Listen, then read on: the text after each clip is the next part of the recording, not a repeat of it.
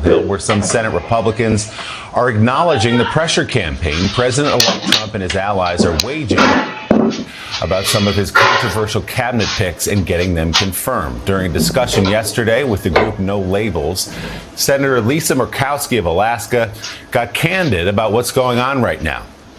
And Senator Thom Tillis of North Carolina also weighed in on the matter while speaking to reporters. The approach is going to be everybody toe the line. Everybody line up. We got you here, and if you want to survive, you better be good. Don't get on Santa's naughty list here, because we will primary you. I mean, we are seeing that play out in real time right now with the nominees. My friend Joni Ernst, who is probably one of the more conservative, principled Republican leaders in the Senate right now, is being hung out to dry for not being good enough. And you're going to get primaried. We're getting a little bit of a preview now of what it's going to mean to be allegiant to party. And I don't think that that's going to help us as a Republican Party, believe it or not. Do you feel like there's a pressure campaign against people who even throw out concerns? I do, and I think that that's a two-edged sword. I think that you could run to a point when we have thin majorities to where you could, I think that it's more important to get behind closed doors, address concerns, and have Republicans come together as one than to create controversy. I just think it's a short-term win but a long-term loss if you're not careful with that. Thom Tillis, Republican of North Carolina there. Jason Miller, a senior advisor to Donald Trump, downplayed the idea of a pressure campaign against those Senate Republicans. Well, I think a lot of that's hyperbole. I think the fact of the matter is President Trump has nominated people that he thinks are going to be the best for the job. Now, when it comes to whether or not senators are going to be backing any of the nominees or what their decision-making process is, senators take it seriously. They want to have those individual meetings. They want to have the hearings. Right now, there are no hard no's from Republicans for any of President Trump's nominees because they're really good people. They're very good, well-qualified people. Let's bring in NBC News Capitol Hill correspondent Ryan Nobles, who's been covering all this very closely. Ryan, good morning. So we did see a change in tone from Joni Ernst from one week to the next. She basically expressing some skepticism, to put it mildly, about Pete Hegseth at defense, and then appearing this week to be much more open about it.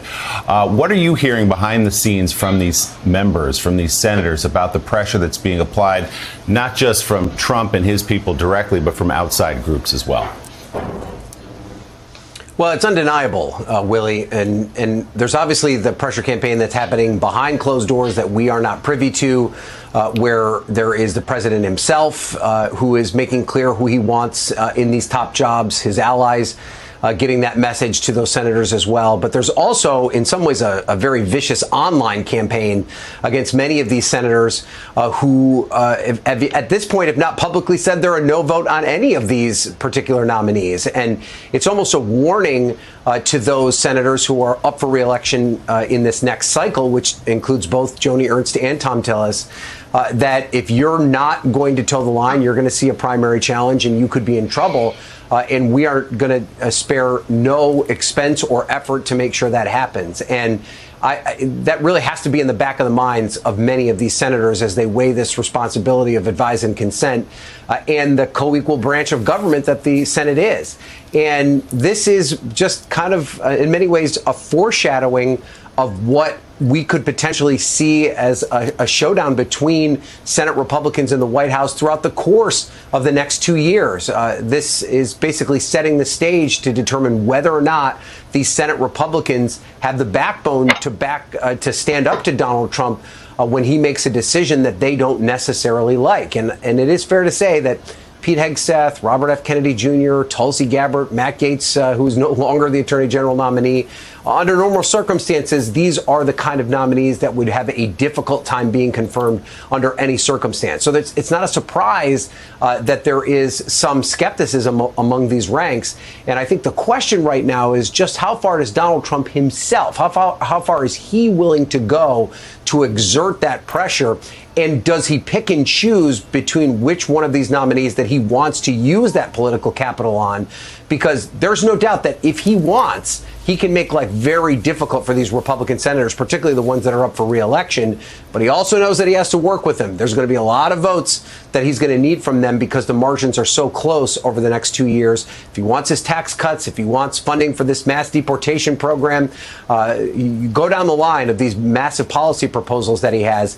Does he want to win then, or does he want to win now? And there could be a calculus that's taking place here by Donald Trump where he's seeing just how far he can push them, and that'll tell us how the rest of this will play out, or at least over the first 2 years of this second run in his presidency.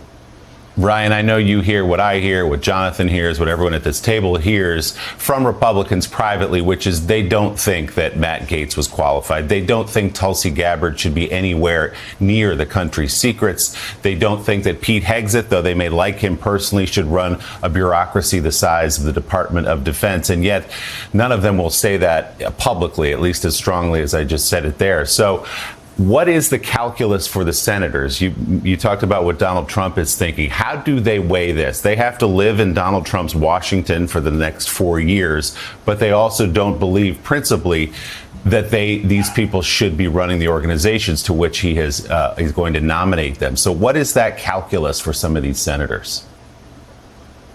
Yeah, and I think it's important to keep in mind, Willie, that these Republican senators want Donald Trump to succeed. These are not, this isn't the Republican Party of 2017, where there was definitely a faction of never Trump Republicans, even if they were quiet, that were hoping behind the scenes that he did not succeed and did not make it through. These Republicans want him to win. And when they go through the advise and consent role here, it's not because they want to trip him up. It's not because they want to make his life difficult. It's because they want him to have the best people around him in these cabinet posts when he takes office on January 20th and beyond. And so what they would like to see happen is behind the scenes, there's a conversation. They talk to the administration. They talk to these Sherpas that are working with these candidates, and they say, you know what? It's just not going to happen. If you go through this confirmation process, it's going to be ugly. We're going to have a hearing where, remember, Democrats get to ask questions. They're going to expose a lot of these issues that have come up in media reports. Your nominees are going to have to deal with all of this, and it's ultimately going to look bad for you. And then at the end of all of it, after this brutal situation, we may have to vote against you and make it look like we're in opposition to you.